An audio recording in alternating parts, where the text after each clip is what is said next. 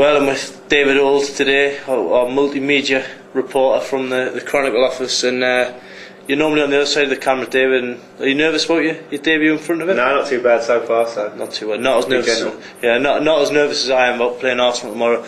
That's the reason why you're here, because you're an Arsenal fan, and you're going to be up in the skies on level 7 tomorrow, watching down. I will be, yeah. What's your thoughts going into this game from an Arsenal sort of objective? From Arsenal perspective, I mean, we've had a good year so far, unbeaten in 2009. It used to always be pretty tough come St James's, but in recent years it's become a little bit easier. Yeah. It shouldn't be, but unfortunately it is.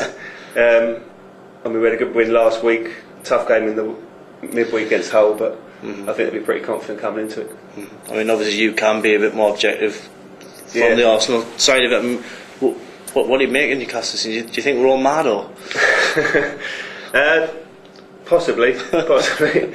It's been a tough time. There've been a lot of changes in management, and also for the team we've been hit with a lot of injuries. But it just seems to be a bit of a rudderless ship at the moment. And I mean, they've got the players to get out of the relegation zone and get away from it. It's just grinding out the wins and beating the likes of sort of Hull and the Wiggins a little bit lower. I don't know how they're going to get on tomorrow. Well, that has been the problem obviously with Newcastle this season. They haven't done it against the smaller teams, and that probably is going to cost them if they keep doing it. And against Arsenal, I mean, I don't think too many people are optimistic about getting anything out of this game. I think if Newcastle start like they did against Hull, then yourself, the players Arsenal have got, if you make mistakes you'll get punished, and Arsenal will punish you with the quality they've got. So tomorrow, from the Newcastle United fans' point of view, it's about them having a good start and trying to build on what happened in the game before against Man United, because that was a much better performance. There was a bit of zest, a bit of energy,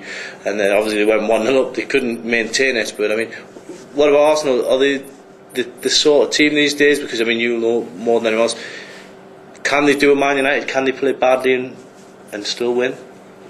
Yeah, I think it's important for Newcastle to get a good start, like against United. If they get an early goal, that's when Arsenal tend to struggle, because they're not the greatest at picking the lock and breaking teams down. When they've got 10 men behind the ball, they've got Arshavin now, which will help do that. But I think if Newcastle can get a good start and keep Arsenal at bay for as long as possible, that's their best chance. If they go one down early, then Arsenal have got the ability to pick them off on the break. I mean, obviously Newcastle, they've got danger men. They've got your Michael Owen, who you'll know about in the FA Cup final a few years ago. I had to bring that one in just to bring you down. And Owen Martins as well, who we know is a player that Arsenal were interested in signing at one stage. I mean, they are the danger men, but I guess they've got to get some service. Yeah, it's all about that. It's all about using sort of Gutierrez and getting the ball up to the front men. Because I mean, Owen is a good goal scorer, but he can't do anything on his own. Yeah, he's stick the ball in front of him and he'll score, but it's just getting the ball into him, especially because we're quite good defensively at the moment. Toure and Gallas have got a bit of a partnership at the back. Might not like each other, but they can do it on the pitch.